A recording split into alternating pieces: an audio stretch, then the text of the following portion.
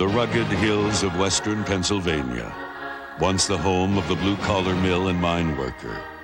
Today is only an occasional coal barge. With their shovels put down, they are witnessing a rebirth of their beloved city. Glass towers rise to office much of the country's Fortune 500. And like a giant saucer from another galaxy, the Civic Arena became the heartbeat for this new city called Pittsburgh. The arena's early offspring, the Pittsburgh Penguins hockey club, was in need of a heart of its own. They found it in the summer of 1984. The Pittsburgh number 66, Mario Lemieux.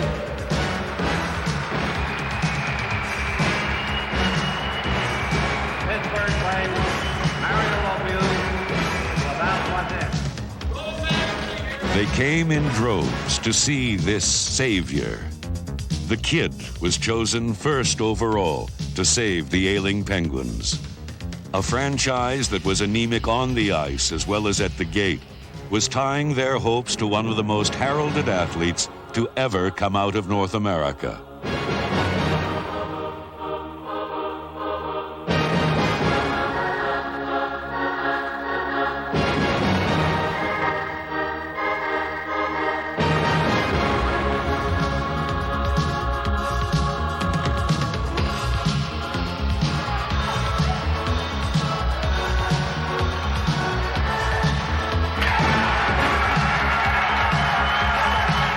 For a city that dearly deserved one, this fairy tale came true.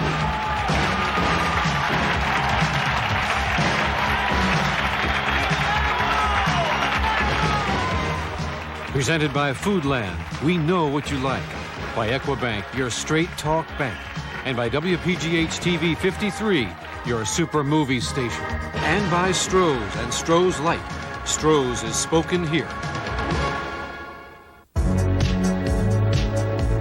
At 17, Mario had played to standing room-only crowds at Laval as he shattered Guy Lafleur's scoring title with 282 points in a season. Claude Fournel signed Mario to his junior team. When he first joined us, he was showing so much talent that we could see that we had one of the greatest hockey players that Quebec had ever produced. Fournel scouted Mario as a 15-year-old in a playoff game. He still remembers it. He was slashed viciously on the wrist, and it really swelled up. But he had the determination to come back in the game. It happened in the first period. Came back and set up the winning goal. That's the type of man he was.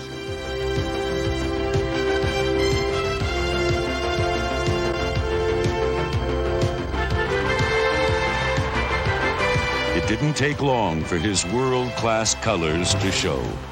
His performance and his passion for excellence was breathing life into a near cadaverous club.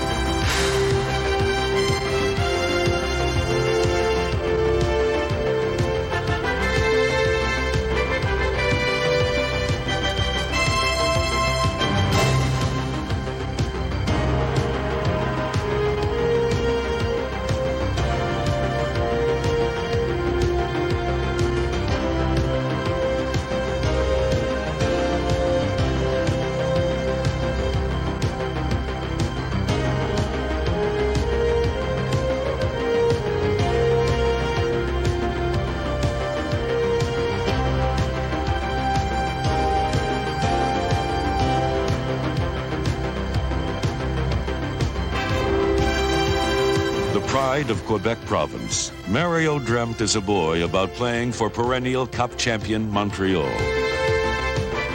It was a dream. You grow up in Montreal, you see the Canadian winning Stanley Cups almost every year at that time when I used to watch him, and players like Maurice Richard, Jean Béliveau, Guy Lafleur, all these great players that were probably the best in the world at that time. Fate would deal him to the last place, Pittsburgh Penguins. Yeah, that was tough, starting with the worst team in the league back in '84, but that was a challenge for me at that time. I was only 18, and I guess I didn't realize the pressure that was on me at that time. I just wanted to go out there and play hockey and have fun and try to build a good team around me and hopefully one year win the Stanley Cup. Mario was indeed living up to his reputation, but he was only 18, couldn't speak English, and missed home. That was very tough on me, but I had a chance to live with a family my first year, the Matthews, and they certainly helped me a lot to start my career in Pittsburgh. I was real young. I was only 18 years old. Didn't speak much English, and that was the toughest part. I went through some tough period the first 2 or 3 months, and after that I realized that I had to get out of it and learn language as quickly as possible and learn to live my life like that. Nancy Matthews could see the pressure that was put on Mario, the teenager. Being out of his country, away from his family, in a home with people he had never met before, he had a lot of adjusting to do. You can see a change in Mario, a difference in Mario from the time he began at age 18 to the man he has become at age 23. He's even more intense now, more determined now, works harder now. I just think he's become the team leader. Tom Matthews had heard that this young prodigy could turn it all around in Pittsburgh. When he first came in, I only had the prediction of Eddie Johnston, the general manager at the time, who described Mario as a franchise player. And I had no way of knowing that, of course, but it didn't take long to see that Mario would be a franchise player.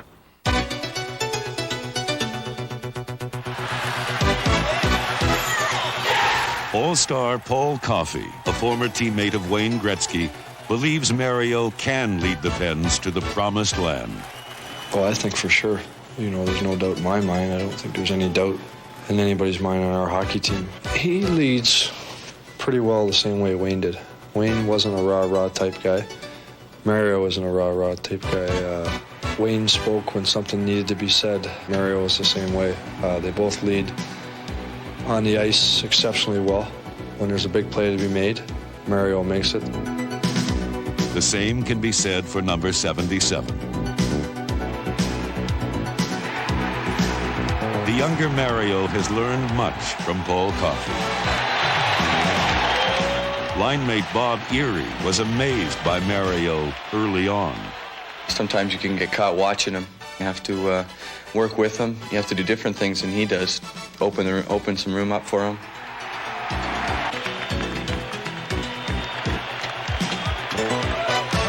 In the back-to-back game, he had a 7-point game. Night after a tough loss, just picked the team right up, and at a time when we really needed it. So Mario's really doing the job. He doesn't surprise me anything he does anymore. Penguin fans were itching for a real live hero who could solve an age-old hex, the Philadelphia Flyers. Mario was 9 years old the last time the Pens won in the Spectrum. This game would be no different.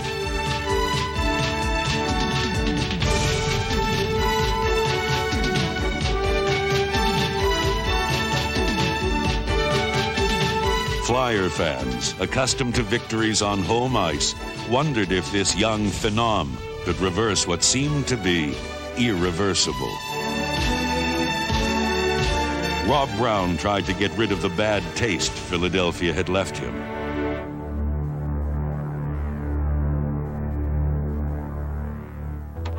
A loyal following came to the Spectrum, but saw that nothing had really changed.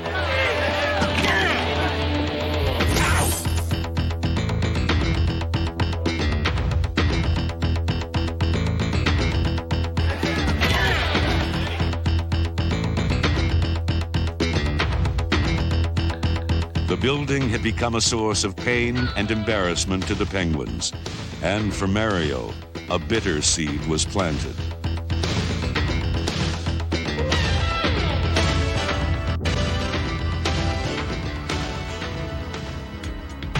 Elsewhere, the team was flourishing.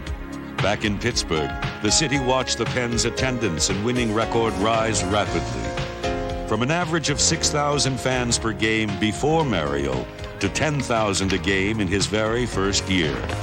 Playgrounds around Pittsburgh were converted to hockey rinks, and within 4 years, the arena had to expand to over 16,000 seats to handle a record number of sellouts. They came from all over western Pennsylvania, Ohio, and West Virginia to see the kid the newspapers were all talking about.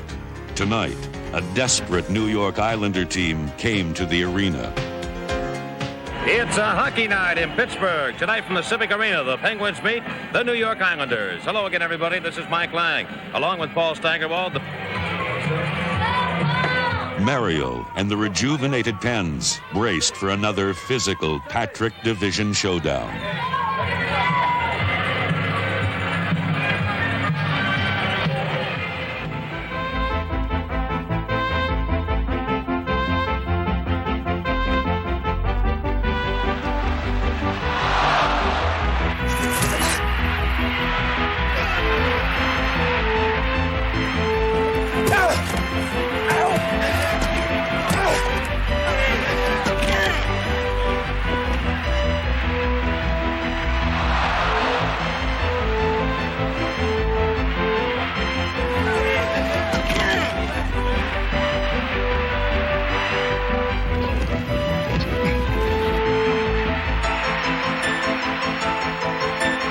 Pinpoint passing still wouldn't beat a hot Kelly Rudy.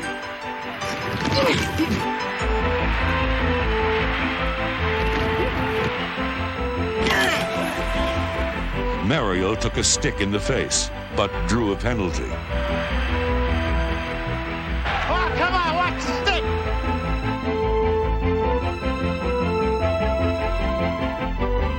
But minutes later, New York took the lead.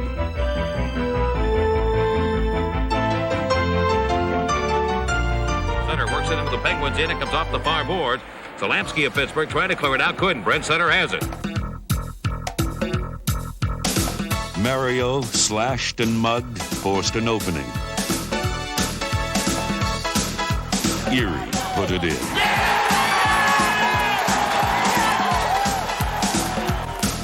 Still down by 1, Penguin fans could feel the momentum changing. Coffey stood up Sutter. Frawley buried Rudy. And Mario tied it up.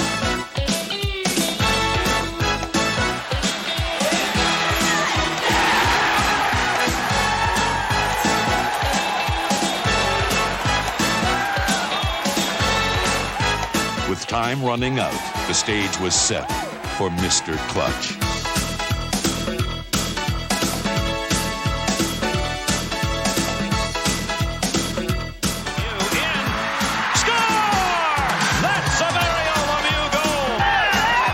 That one broke the Islanders. Moments later, the New Yorkers learned never to leave one man between Mario and the goal. There's Lemieux. He got it to him. 2 seconds. He shoots. He scores. It will count. And Penguin fans were singing a love song to their favorite son.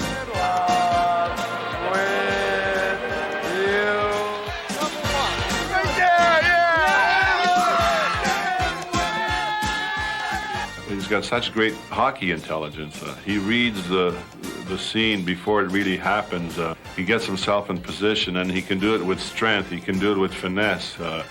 And he's got that loping stride. It doesn't look like he's really skating fast, but you try to catch him and try to keep up with him, and you find out how fast he's really going.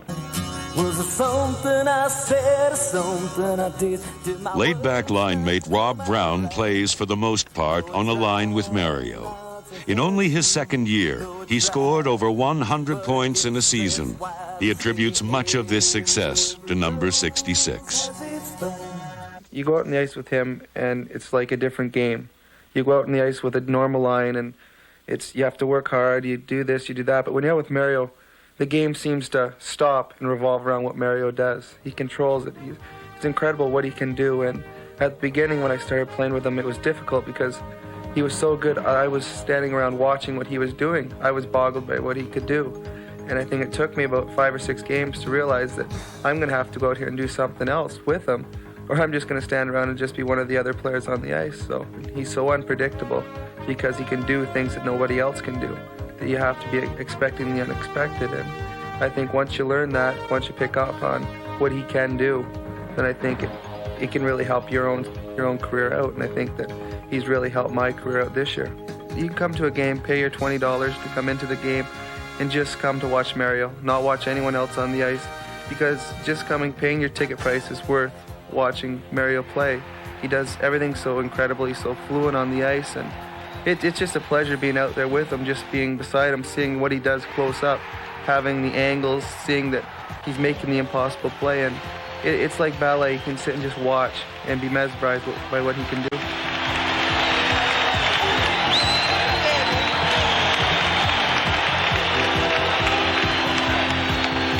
Not having the luxury of being surrounded by all-stars, Mario must perform his magic every night. For generations to come, they will talk about the man who seems to epitomize Vince Lombardi's quote, "Winning isn't everything, it's the only thing." Well, that's basically what it means. You have to win out there. You owe that to your team, to the franchise, to your fans that are supporting you, and to yourself. Coach Ubriaco continues to be impressed with his prized student. He enjoys what he's doing. I don't think there's anything else he even thought of doing, and it shows. Also, the skills are done to perfection. All the skills are. I once asked him what hockey school he went to. And he said he didn't go to any hockey school, because I said, I want to know where that school is. But I think when he watched the game as a youngster, I think he looked through the television set and saw detail that most young people don't see. He makes a pass. He looks one way and passes the other way, and it's firm, accurate, all the time, even in practice. You try to teach those things. I mean, that's what coaches are for. He comes along and has all these things. The team rolled on, with Mario now a serious threat to take over the NHL scoring title, held the previous 7 years by Wayne Gretzky. Home to many of America's largest corporations, Pittsburgh has become a cerebral city. Many of these executives have become hardcore Mario fans, as the arena is just minutes from their offices. It is a city alive with daily conversation between the buildings about Mario's latest feats. In quite a contrast, some 500 miles to the north, is the birthplace of Mario Lemieux. He was born and raised in this house in a small Montreal suburb called Villemar. His family still lives there, in this home that has become a monument to his accomplishments.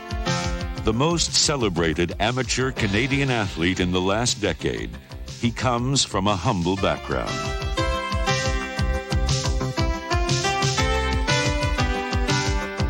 My mom and dad were always there when I needed them, and I played in a lot of tournaments when I was young, and didn't matter if it was 2 or 3 hours from my house or from Montreal. They were there and supporting me every time that I went through a bad period in my life. My mom used to take us to the rink. My father was working early on, 6 or 7 o'clock in the morning.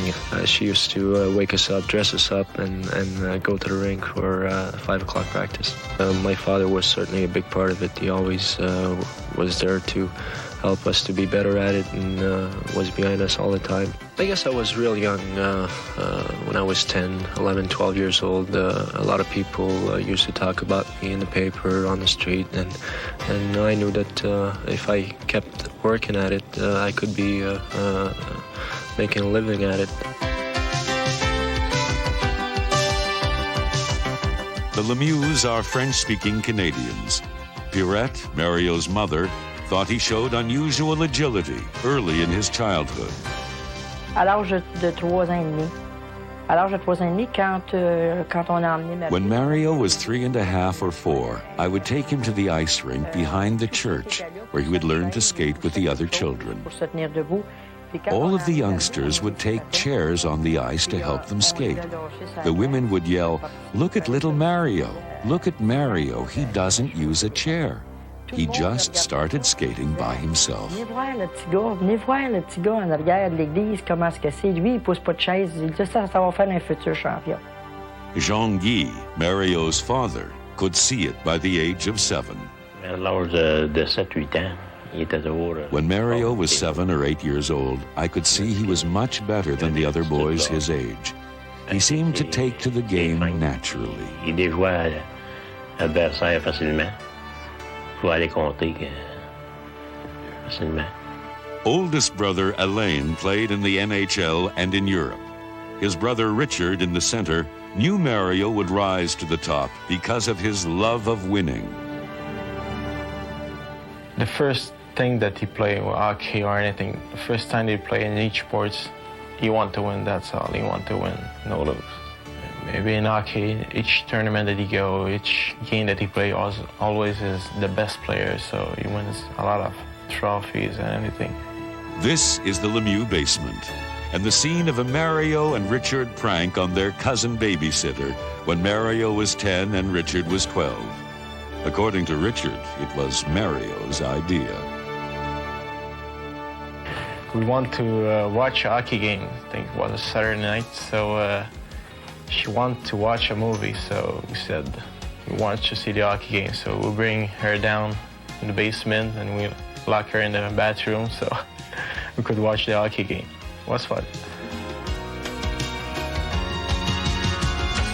Just behind the church, there was an outside rink. There was not a lot of ponds. It was about 2-3 minutes from my house, so I spent a lot of time there after school for 2, 3, 4 hours just skating around with the puck.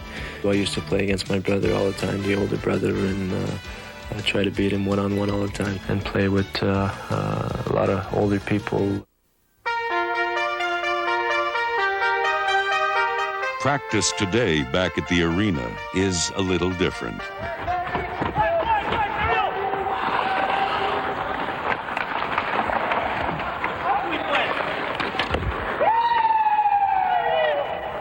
I don't think as myself as a lot better than other people. I just try to think a little bit better than other people. I started to skate when I was 3 and started playing in a league. I was 6 years old and always enjoyed hockey, always watched a Canadian on TV. I think I was born with a lot of talent, but still you have to go out there and do some work, practice a lot. That's the key to be one of the best in the world. And I certainly realized that when I was real young, and it's a tough job. You have to put a lot of time to it if you want to get better at it.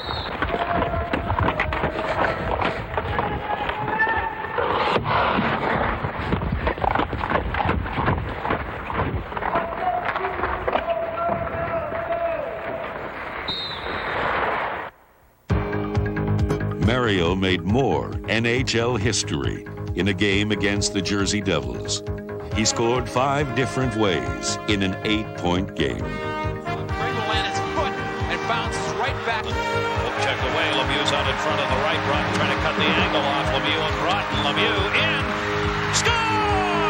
That's a Mario Lemieux goal. We're playing for the Pittsburgh Penguins here. They've got the full 2 minutes. Score! Mario Lemieux, the perfect trick. Lemieux. That's it. Field has Lemieux. He got it to him. 2 seconds. He shoots. He scores in the 10. He has been an all-star every year he's been in the league. He was the leading scorer in the 1987 Canada Cup tournament and twice an all-star MVP. And in only his 4th year, accomplished the unthinkable. Replaced Wayne Gretzky as the top scorer and league MVP. Mario Lemieux.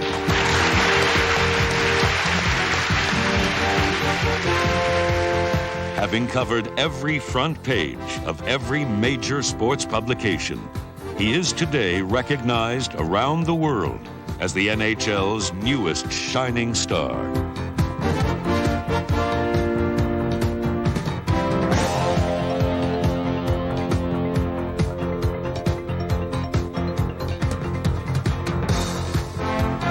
The words which were previously unspeakable were on the front page of Sports Illustrated.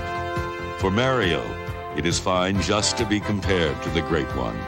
Well, it's always nice to be compared to Gretzky. I mean, he's done so many things in his career, MVPs and scoring titles and 4 Stanley Cups. It's always nice to be compared to probably the best hockey player that ever played the game. The fame and money were coming at the same speed, meteoric. Many wondered how this would change young Mario. That didn't change him at all. I mean, he's still the same guy that I've met 6 years ago. His generosity, he's humorous, he makes you laugh, a leader. He's very optimistic. He's just a great person.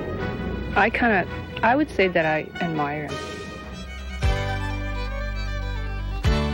When Mario was still in juniors, he was to meet Natalie on a blind date. She was to come to his hockey game. The real story behind that fateful meeting may never be known. Well, he makes a joke about this. I say, yeah, he saw me through the glass, in the stands, and I say, because I was there, he had 3 goals and 2 assists. And then he says, oh, no, that was my average, typical game. So then I just say, yeah, right, thanks a lot. Well, she was a big part of it, I guess. That night I knew that some girl was coming at the rink to see me play, and I had a big night. I think I had 3 goals and a few assists, and went for dinner after with her and started dating, and it's been 6 years now since we've been going out together. One thing is for sure. The character wearing number 66 will never make it as a travel agent.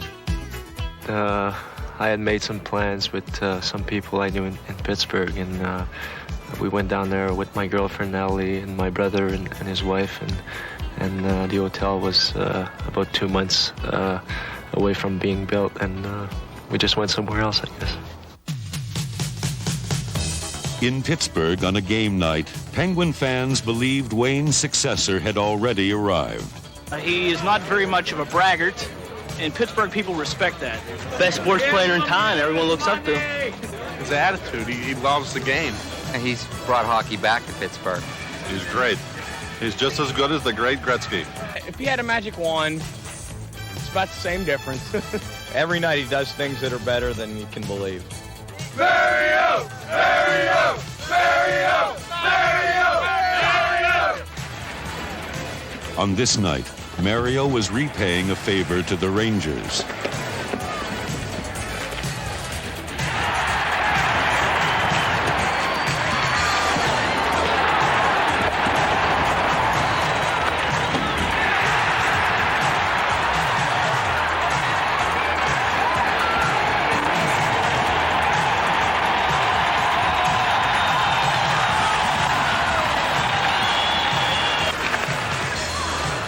Mario, isolating himself, forced a 4-on-3. Brown finished the win.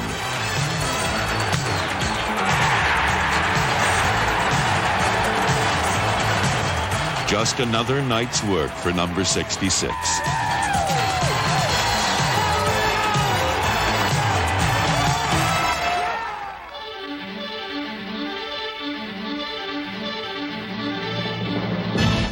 Mario Lemieux's stature is deceiving. He is a rabbit dressed as a bear. He is a contradiction of terms so far as hockey players go. He's huge, tall, he's 6'4", weighs about 220, and yet he can move with the speed of a 5'7" or 5'8" kind of a hockey player. He goes against the grain of every hockey player that ever played the game, and yet he's one of the greatest, if not the greatest, to play it. He is a master of deceit. What you see is not what you get. That's something he's learned, how to be deceptive. He's very deceptive. And I think some nights, if someone's staying close to him, he would go out of his way maybe to make it look like he's not moving. He's going to pause. And then maybe when the person's not looking, then he'll dart to an opening.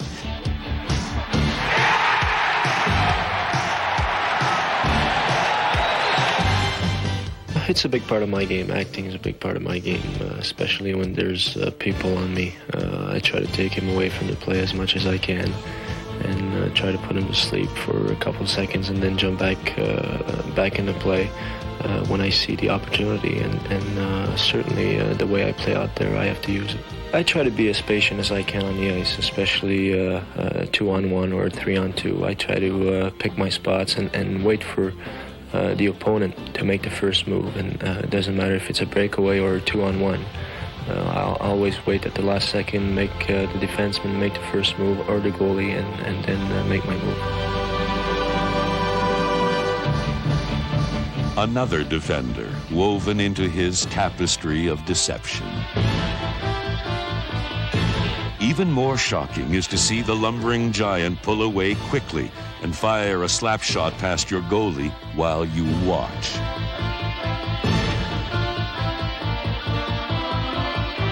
His ploy behind the net is obvious, but it still works. Wayne Gretzky uses a similar tactic. We have a lot of similarities, but the most obvious, I think, is the fact that his ability to pass the puck and be able to see people at certain times, and the softness of his hands. I think to be an effective centerman, you have to be a playmaker, and he's a good playmaker. Everybody plays differently. You know, you have people that played like Bobby Clark, and you have people that play more like a John Beliveau, and obviously he plays a style that's more suitable to a John Beliveau. I think that bigger men look lazier and at times lethargic, but you just don't score that many points if you're lazy. His presence alone draws extra attention. This is all the edge the Penguins need some nights as one or two men are open.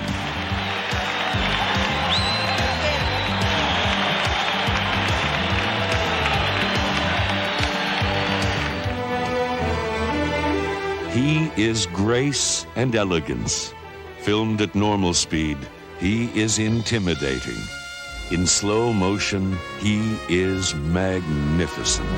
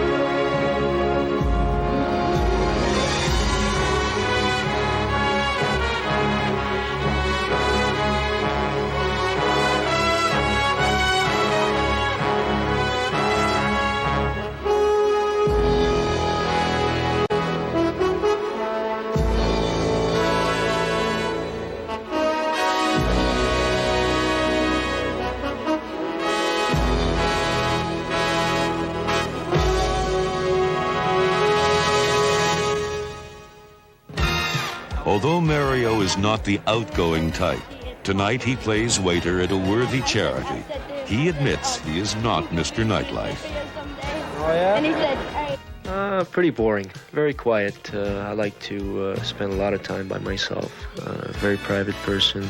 I don't go out a lot for dinner. I try to stay home by myself with Natalie as much as I can and just watch TV, do things together.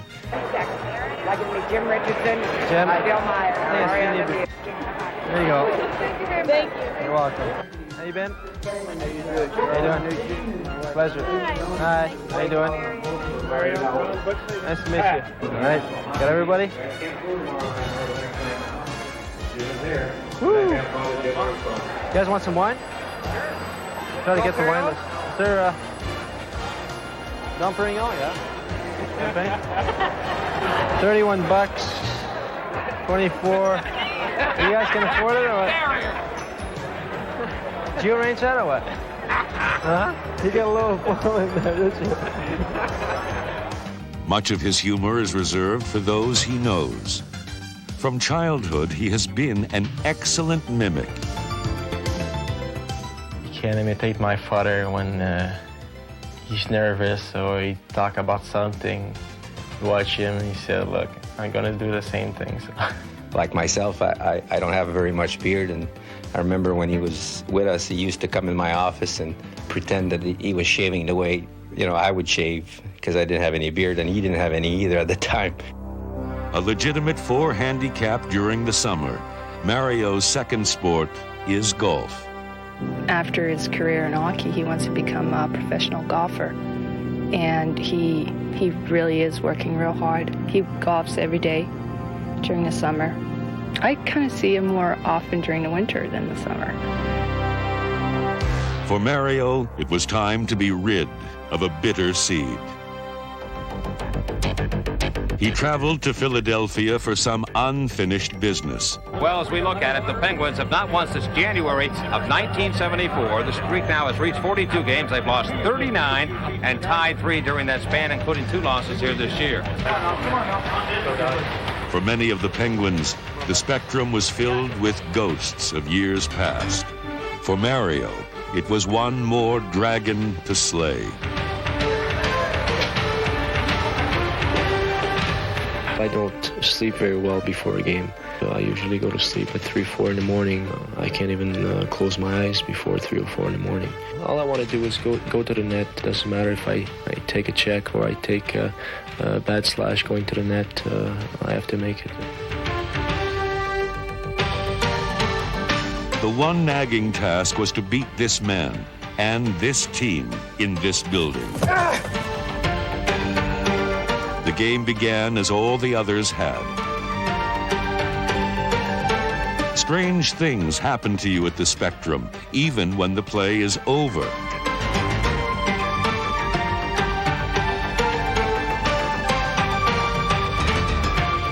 Mario fought Howe for the puck.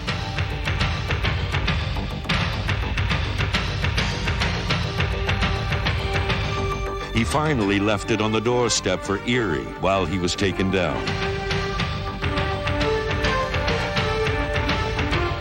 Mario was on fire and drawing double coverage.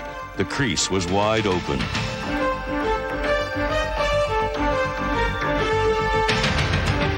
Dahlquist wrestled with Bullard.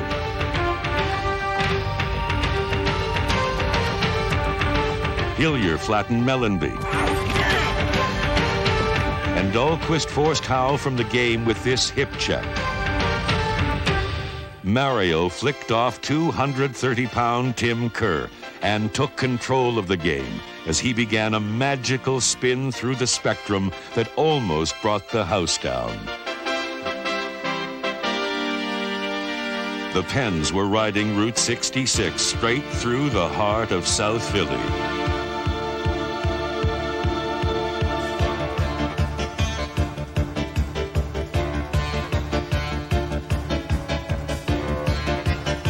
By now, the verdict was all but in. The hex was about to end. Mario was exhausted, working both ends of the ice. Rick Tocchet made sure no more damage would be done by Mr. Lemieux. The Flyers wouldn't go down easily, and Mario had to get involved.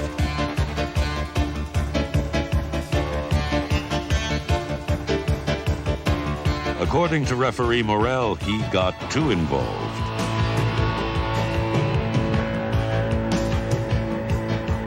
Finally, a delay, then a burst of speed, and the defenseman had only one choice. The puck dropped harmlessly off the post. Mario had the Flyers in disarray. Moments later, Dan Quinn, left all alone, went in on Hextall. It was a 5-3 win, and a giant monkey off their backs. It was one more hurdle cleared by the kid from Villemar, who is clearly on a mission.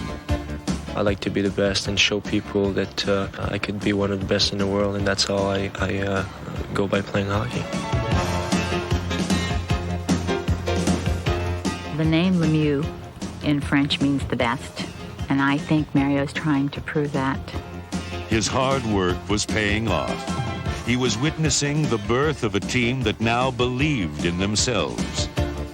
Mario had taken a last-place team into the playoffs for the first time in 7 years.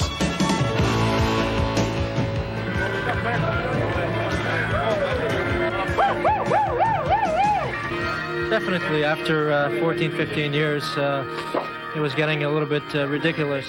The ridiculous was now history. The curtain is rising on a new era in Pittsburgh hockey. The Civic Arena has now become the latest monument to his accomplishments. Penguins! We got a winner tonight.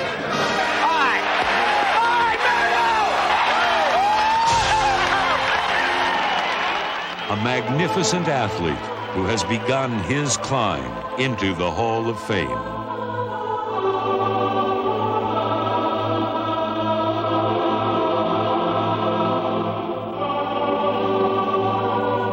When you talk about hockey, you know, you talk about the Gordie Howes, the Rocket, the Gretzky, you know, the Bobby Orr, and I think in the years to come, we'll talk about the Lemieux.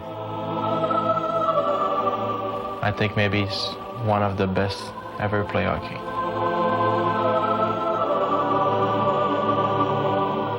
Hopefully I can play for a long time. As one of the best that ever played the game and brought something to the game of hockey. For those who treasure effort and excellence, there is a place in the heart for Mario Lemieux.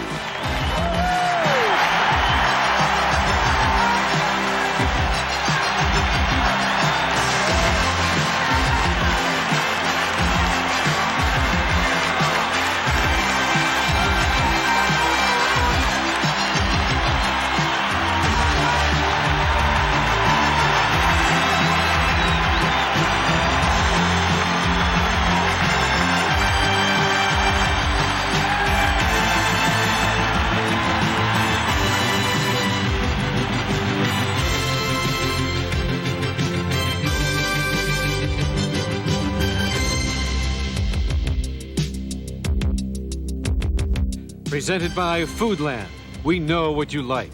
By Equibank, your straight talk bank. And by WPGH TV 53, your super movie station. And by Stroh's and Stroh's Light. Stroh's is spoken here.